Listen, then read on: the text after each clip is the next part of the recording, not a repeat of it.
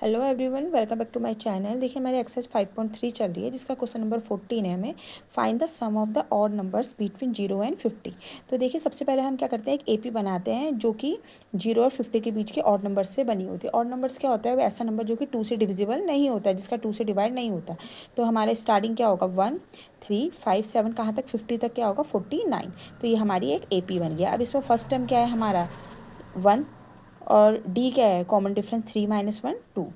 अब देखिए हमें क्या बोल रहा है कि हमें find the sum of the odd numbers between. अब इन दोनों के बीच के नंबर्स का हमें सम निकालना है। देखिए एन तो हमें पता ही नहीं है, सबसे पहले एन फाइंड आउट करेंगे। देखिए इसमें लास्ट टर्म क्या है, लास्ट टर्म है हमारा 49।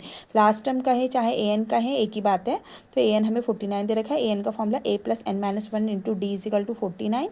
तो ये ए की जगह 1, डी की जगह 2 यहाँ पुट कर देंगे। तो ये आ गया 1 + 2n - 2 is equal to 49। 2n is equal to ये -1 यहाँ जाके +1 हो जाएगा 50। तो एन की वैल्यू कितनी आ गई 50/2 मतलब 25।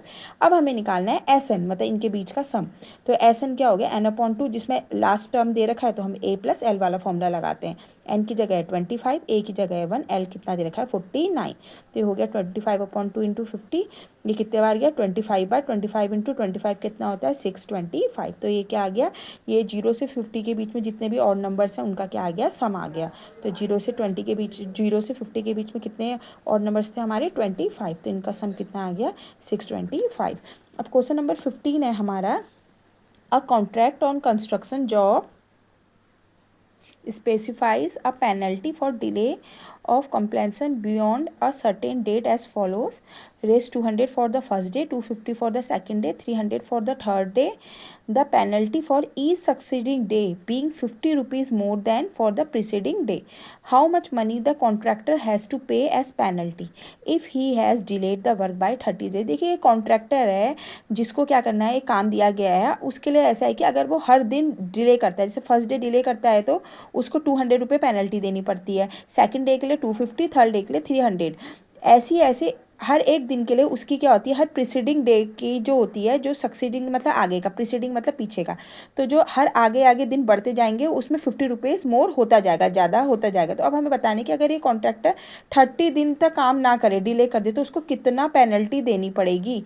तो देखिए सबसे पहले हमें गिवन क्या है, पेनल्टी फॉर फर्स्ट डे है 200, सेकेंड डे के लिए 250, थर्ड डे के लिए 300। तो इसके लिए क्या हो गया, इसके लिए हम एक एपी बना लेते हैं। तो एपी क्या बनेगी 200, 250, 300। अब देखिए इसमें हमें ए क्या है 200 है, डी क्या है 250 - 200 या फिर 300 - 250, एक ही बात है 50।